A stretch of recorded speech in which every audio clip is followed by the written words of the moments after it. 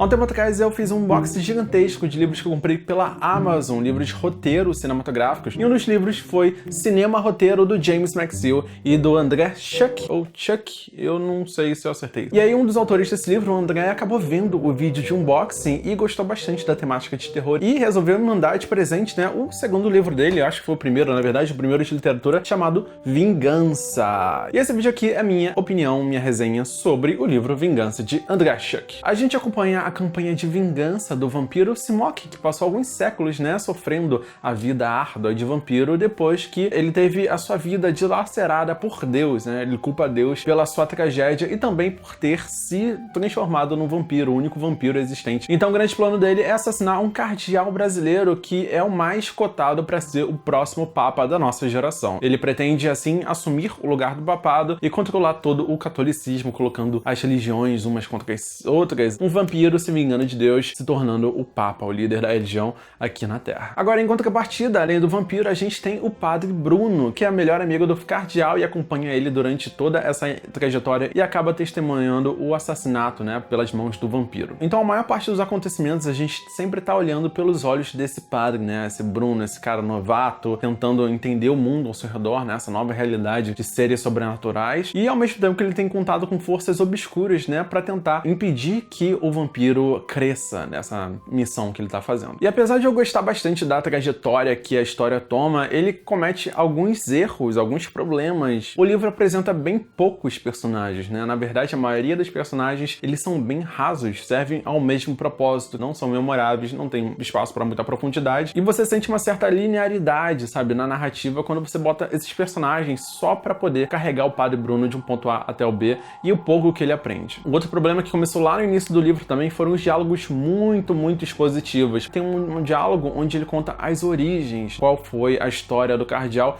e isso ficou muito não natural pra mim, porque como eles são amigos de longa data, eu achava que o padre já saberia disso. Os diálogos meio que jogam as informações e realmente não há um questionamento, não há uma motivação maior do que realmente expor a história. É uma coisa que também afeta um pouco o vampiro Smoke, mas como ele é uma parte mais narrativa, não é um diálogo, não são duas pessoas conversando, foi muito mais tranquilo eu entender as motivações e o que ele tem passado pela voz do narrador, né, que é o próprio autor. O processo todo de seleção de papado, né, como é que você escolhe um papa para a próxima geração, foi muito simplificado. Tudo bem, você não quer ver muito dessa parte durante o livro, mas já durante o assassinato do cardeal, né, que é bem no início do livro, você não tem indícios de sangue, onde o próprio vampiro já tinha assassinado outras pessoas antes da cena e tudo foi bastante sangrento. Então algumas inconsistências a gente vai relevando só porque são detalhes meio pequenos, mas que não tiram a gente exatamente do mundo que a gente tá lendo aqui. Uma outra coisa que me chamou a atenção foi também que quando você vai ganhando espaço, né, ganhando velocidade, alguns dos obstáculos me pareceram bastante jogados só pra poder atrasar. Então você bota dois capangas pra tentar matar sei lá quem, você bota uma perseguição, enfim, são cenas de ação mesmo, só que não teve uma motivação maior além de ganhar tempo. Só tem a experiência, mas o que você tira disso? Eu acho que houve sim algumas coisas lá jogadas, algum amadurecimento do padre Bruno, só que, tipo, no geral não teve isso, não teve esse feeling. E mesmo assim as cenas foram muito bem escritas, então eu consegui realmente me divertir, imaginar toda a cena de ação se dando lá na minha frente, mas ainda faltou uma ligação maior. Em alguns momentos eu até achei que faltou um pouco enxugar o texto, porque certas passagens são repetidas. O autor acaba deixando muito claro coisas óbvias que nós, como leitores, nós já sacamos, e aí a gente precisa que um personagem fale, pra mim, tipo, foram desnecessários de verdade. Eu também não tive uma conexão muito grande quando o vampiro, o Smoke, ele é extremamente cruel com os seus subordinados. Então em determinados momentos do livro ele consegue levantar vampiros, são meio zumbis, então eles têm tipo um prazo de validade, sabe? Sei lá, vão durar 24 horas, 48 horas. E ele é extremamente cruel quando eles falham. Isso não ficou nem um pouco natural pra mim, porque eu não me importo com esses subvampiros, eu não me importo com essa gente. E não fez muito sentido você ter o Smoke,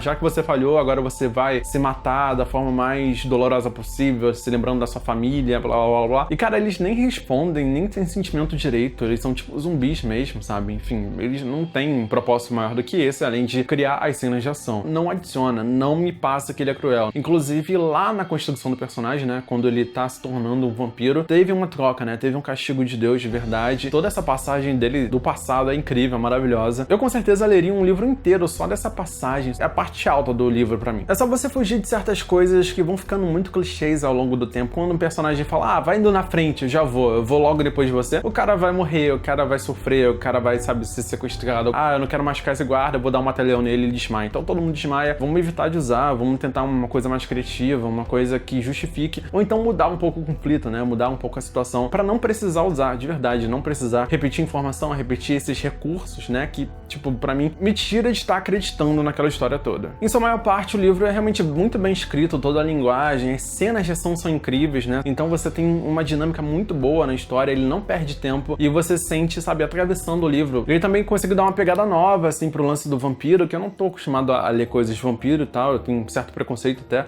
mas eu me interessei bastante pelo que ele conseguiu fazer aqui e levar, né, um único vampiro e dá certo, funcionou muito bem, o final é muito satisfatório, a sequência final é incrível, realmente muito bem feita, mas eu só mesmo esses problemas de desenvolvimento que não me deixaram muito imerso à história, ao mundo. Mas eu acredito que isso aqui, acho que é o seu primeiro livro, né, o primeiro livro do autor. Ele com certeza já deve ter pego o feedback desse tipo de coisa e vai estar prestando muito mais atenção, né, quando for construir as suas próximas histórias. Valeu mesmo, eu tenho recebido alguns livros de autores nacionais, eu tenho gostado bastante do que eu tô vendo e me incentiva muito a querer também escrever alguma coisa, né, meus contos, meus livros, enfim. Vocês vão ter mais notícias disso no futuro sobre o que eu tô criando por aqui. Bem, eu acho que é isso, você pode entrar lá no grupo oficial da Hora do Terror, lá no Facebook, também tem esses outros 2 vídeos. Não se esqueça de curtir esse vídeo para saber se a gente deve trazer mais livros de terror aqui e também se inscrever no canal para saber dos próximos vídeos. Muito obrigado por acompanhar até aqui, eu sou Fernando Scon e até o próximo vídeo da Hora do Terror. Valeu!